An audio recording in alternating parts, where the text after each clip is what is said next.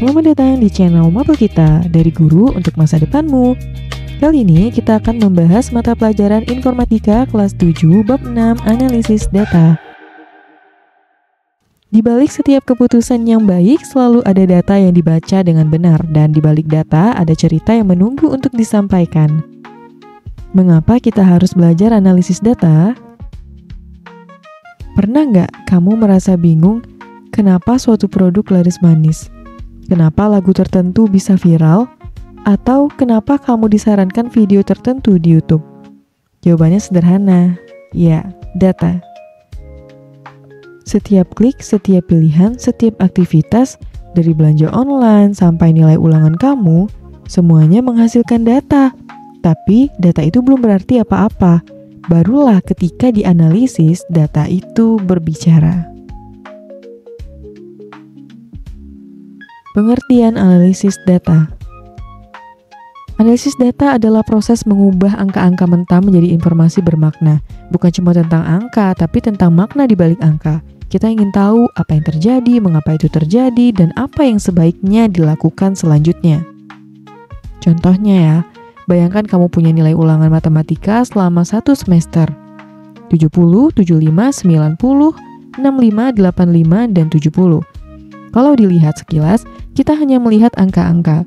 Tapi, kalau dianalisis, nilai tertinggi 90, nilai terendah 65. Rata-rata, yakni jumlah total dibagi banyaknya data. Dan hasilnya adalah 75,8. Dari situ, kamu bisa simpulkan, konsisten nggak nilainya?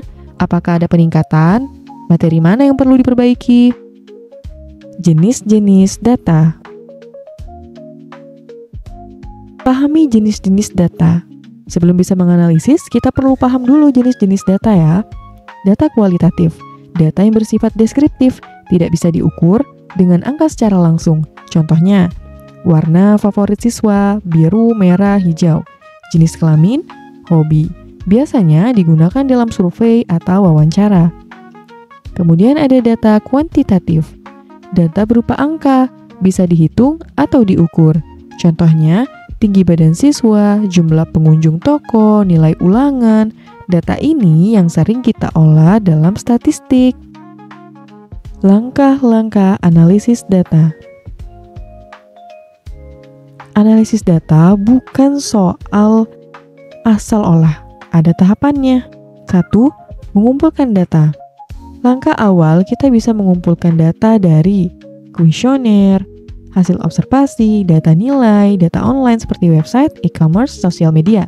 Kemudian kelompokkan data berdasarkan kategori, misalnya berdasarkan jenis kelamin, berdasarkan wilayah, berdasarkan waktu.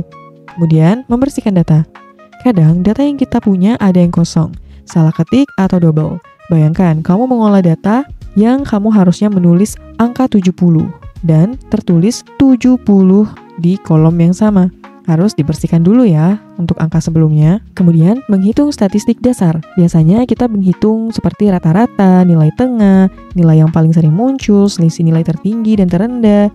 Dan semua itu bisa kita hitung dan mendapatkan hasil kesimpulannya. Kemudian membuat visualisasi data. Biasanya orang lebih cepat memahami gambar daripada angka. Gunakan diagram batang, bar chart, histogram, diagram lingkaran, pie chart, garis tren. Kemudian menarik kesimpulan. Inilah bagian inti. Kita menyimpulkan pola, tren, atau temuan untuk membuat keputusan. Contoh analisis data pada Excel. Berikut ada data 10 siswa, data tentang nilai dari masing-masing mata pelajaran. Mata pelajarannya bisa kita lihat dari kolom C, kemudian kolom D, kolom E, kolom F, kolom G, kolom H.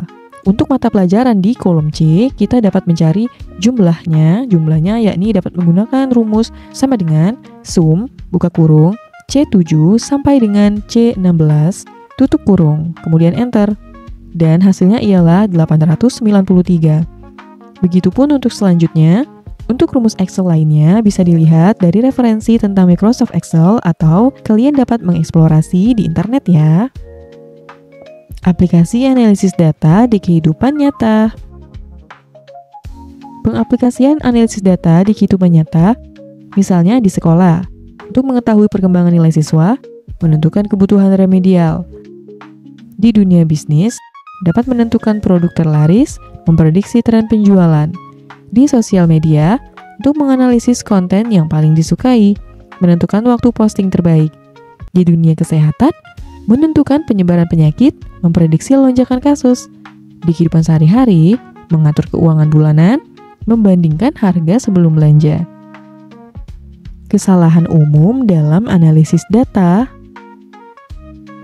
Kesalahan umum yang sering terjadi yakni salah dalam memasukkan data atau human error, mengabaikan data yang hilang, terlalu cepat mengambil kesimpulan, tidak menyesuaikan jenis grafik dengan jenis data.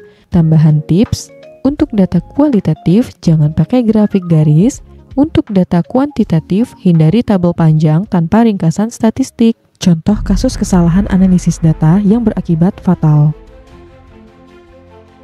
Kecelakaan pesawat Lion Air tahun 2018 lalu. Lion Air menyebabkan kecelakaan di daerah perairan Karawang, Jawa Barat yang menewaskan 189 orang.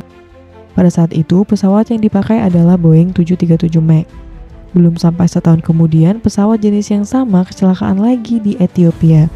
Nah, dua kecelakaan beruntun ini menyebabkan pemerintah Amerika melakukan penyelidikan. Sehingga setelah bertahun-tahun, akhirnya Boeing mengakui kalau dua kecelakaan tersebut adalah kesalahan mereka.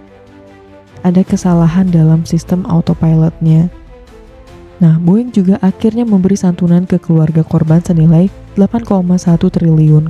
Dari video tersebut, jadi kesalahan analisis datanya itu mengakibatkan hal yang fatal, yakni mengandalkan satu sumber data saja. Seharusnya sistem mencocokkan dua atau lebih sensor untuk memastikan akurasi. Kemudian tidak ada peringatan kuat untuk pilot, tidak diberi pelatihan khusus tentang MCAS, dan tidak tahu cara mematikannya saat error. Boeing terlalu percaya pada sistem otomatis, mereka anggap aman tanpa cukup uji coba ekstrim. Analisis data di era digital. Saat ini, analisis data tidak lagi pakai kertas dan pensil saja. Kita punya alat-alat canggih yang bisa membantu, seperti Microsoft Excel atau Google Sheets, Tableau, dan Power BI, Python. Tapi yang paling penting, kemampuan berpikir kritis dan juga logis. Karena secanggih apapun alatnya, manusia tetap yang memutuskan. Jadilah detektif data. Data itu seperti petunjuk, kita hanya bisa menemukan jawabannya kalau tahu cara membaca dan merangkainya. Jangan lupa, di dunia yang serba digital ini, yang menguasai data akan menguasai masa depan. Terima kasih sudah belajar bersama Mapel kita. Bantu support dengan push like dan subscribe ya.